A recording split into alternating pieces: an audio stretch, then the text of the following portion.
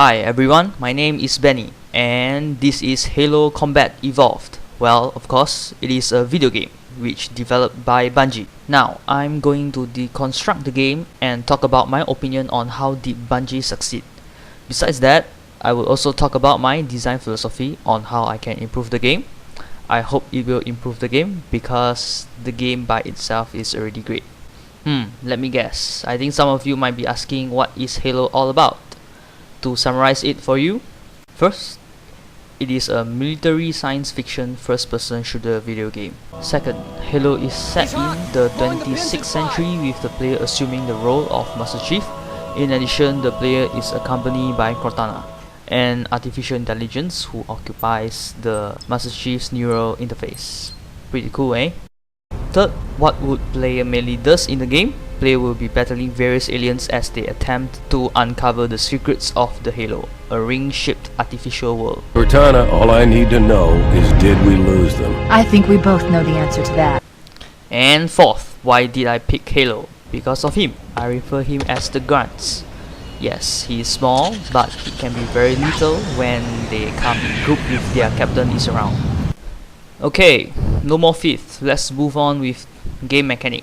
I'm going to talk about how many game mechanics are there makes Halo so great and challenging. Let's begin with single player campaign. There are levels of difficulty in the campaign, which is easy, normal, heroic, legendary. In legendary, you face opponents who have never known defeat, who laugh in alien tongues at your efforts to survive. This is practically suicide mission, but if you can get a friend to join you in cooperation mode, both of you might have the chance to win. Yes, it is a shooter game, and with first person view, sadly, Master Chief is only able to hold two different or type of weapons at the same time. This might lead to a situation whereby the player will have to choose wisely on what weapon they are going to hold. I hope you guys realize, if it is in cooperation mode, you might have 4 different weapons at the same time. Okay, going back to holding 2 types of weapons at the same time. The risk and reward is self-regenerating shield system and non-regenerating health system. Then, why shield and health system? Because every weapon has its own different features. For example, Covenant weapons, which they belong to the aliens, their weapons will overheat if the player holding the trigger for X amount of time. Then, plasma rifle with high rate of fire and deals out a moderate amount of damage, so on and so forth. With all these type of weapons in Halo, the player can switch to many different type of weapons while checking on their health they have left. This might encourage the player to change their playstyle. Other than that, in-game objective actually asks you to use your shield to destroy generator as well. You need to interrupt the pulse generator's energy stream. I've adjusted your shield system so that it will deliver an EMP burst to disrupt the generator, but you'll need to walk into the beam to trigger it. The EMP blast should neutralize the generator, but it will also drain your shields and leave you vulnerable until they recharge.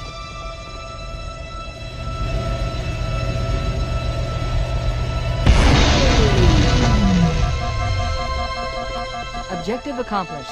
The pulse generator has overloaded. Scanning. The generator's central core is offline. Well done.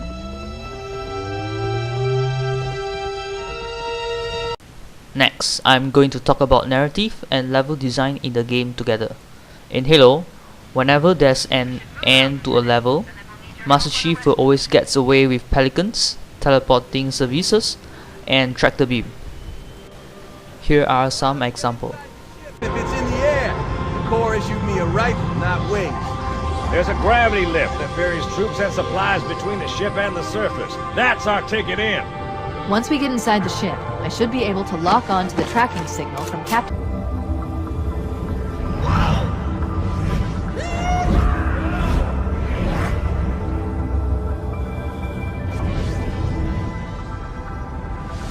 I think it works pretty well for the core of the narrative and level design together with scripted events, in-game conversations, and a number of cutscenes. Just because all these are happening simultaneously, it shifted the focus from making not just an evolving game but crafting an incredible story on which to support it. It really makes me wonder Who was this mysterious character called Master Chief? Why was he the last of his kind? What were his origins?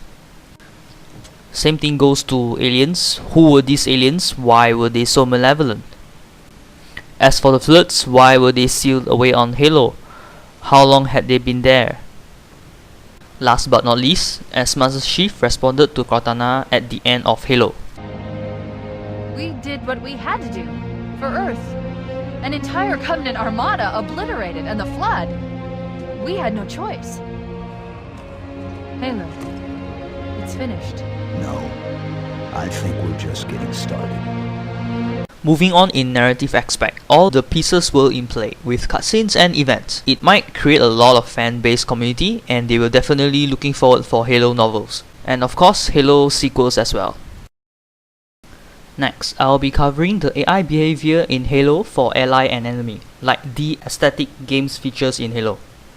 For an example, the small-sized alien grunts will panic and scream for help when the elite aliens died within their radius. Basically, the elite aliens are like their captain.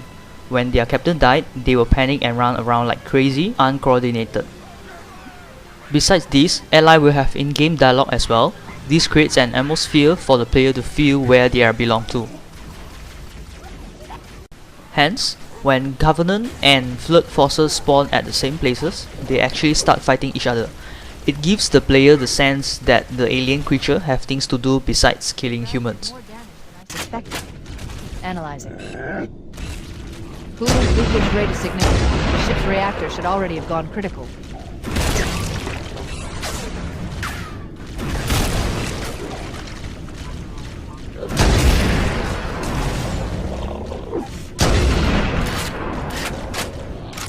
Alright, moving on with my design philosophy.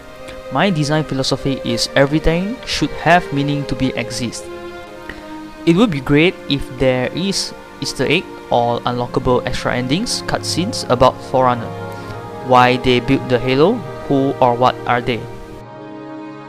Well, that's first. Second, Master Chief need to have more personality.